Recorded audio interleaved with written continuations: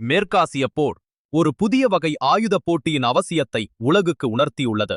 $20,000 மதிப்புள்ள ஈரானின் மலிவு விலை ட்ரோன்கள் $4 மில்லியன் மதிப்புள்ள அமெரிக்காவின் விலை உயர்ந்த ஏவுகணைகளை வீணடித்து வருவதைக் கண்டு இந்தியா ஒரு முக்கியமான பாடத்தை கற்றுள்ளது. இதற்கு பதிலாக பெங்களூருவைச் சேர்ந்த new space research and technologies என்ற நிறுவனம் சேஷனாக் 150 என்ற அதிநவீன ட்ரோனை உருவாக்கியுள்ளது. இது நவீன போர்க்களத்தின் போக்கையே மாற்றக்கூடிய ஒரு வலிமையான ஆயுதமாகும். சேஷனாக் 150 என்பது சாதாரண ட்ரோன் அல்ல. இது 1000 கிலோமீட்டருக்கும் அதிகமான தூரம் சென்று தாக்கக்கூடியது. 5 மணி நேரத்திற்கும் மேலாக வானில் பறக்கும் திறன் கொண்ட இது 25 முதல் 40 கிலோ எடையுள்ள வெடிமருந்துகளை சுமந்து செல்லும். இந்தியாவின் தற்போதைய ஆயுத கட்டமைப்பில் இருந்த ஒரு பெரிய இடைவெளியை இது நிரப்புகிறது. அதாவது குறைந்த தூரம் செல்லும் ட்ரோன்களுக்கும் பல கோடி ரூபாய் மதிப்புள்ள ஏவுகணைகளுக்கும் இடையில் ஒரு மலிவான ஆனால் மிக துல்லியமான தீர்வாக இது அமைந்துள்ளது. இந்திய புராணங்களில் வரும் பல தலை கொண்ட பாம்பின் பெயரைப் போலவே இது ஒரே நேரத்தில் பல ட்ரோன்களாக இணைந்து சென்று எதிரியின் வான் பாதுகாப்பு கட்டமைப்பை நிலைகுலையச் செய்யும்.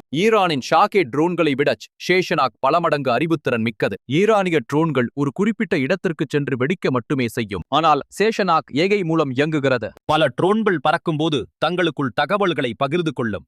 சில ட்ரோன்கள் எதிரியின் கவனத்தை திசை திருப்பும். சில ட்ரோன்கள் மின்னணு தாக்குதல்களை நடத்தும். மற்றவை இலக்கை துல்லியமாக தாக்கும். 5 மீட்டர் இடைவெளிக்குள் துல்லியமாக தாக்கும் திறன் இதற்கு உண்டு. மேலும் GPS சிக்னல்கள் முடக்கப்பட்ட இடங்களிலும் கூட தரையமைப்பை பார்த்து திசை மாறாமல் செல்லும் தொழில்நுட்பம் இதில் உள்ளது. இந்த ஆயுதம் உருவாக்கப்பட்ட நேரம் மிகவும் முக்கியமானது. 2025ஆம் ஆண்டு நடந்த சிந்துவார் நடவடிக்கையின் போது பாகிஸ்தானின் ராடார் அமைப்புகளை அழிக்க இஸ்ரேலிடமிருந்து வாங்கப்பட்ட ஹரோப் ட்ரோன்களை இந்தியா பயன்படுத்தியது. அவை சிறப்பாக செயல்பட்டாலும் வெளிநாட்டு ஆயுதங்களை சார்ந்திருப்பது ஆபத்தானது என்பதை இந்தியா உணர்ந்தது. இதனால் இந்திய விமானப்படை உள்நாட்டிலேயே தயாரிக்கப்படும் ஆயுதங்களுக்கு முன்னுரிமை அளிக்க தொடங்கியது. அந்த வரிசையில் சேஷனாக் 150 ஒரு முக்கிய இடத்தை பிடித்துள்ளது. அரசுத் துறையும் இதற்கு இணையாக செயல்பட்டு வருகிறது. தேசிய விண்வெளி ஆய்வகம் மற்றும் சோலார் டிஃபென்ஸ் நிறுவனம் இணைந்து 900 கிலோமீட்டர் தூரம் செல்லக்கூடிய மற்றொரு வகை ட்ரோனை உருவாக்கி வருகின்றன. இதில் பயன்படுத்தப்படும் என்ஜின் உட்பட அனைத்தும் இந்தியாவிலேயே தயாரிக்கப்படுவதால்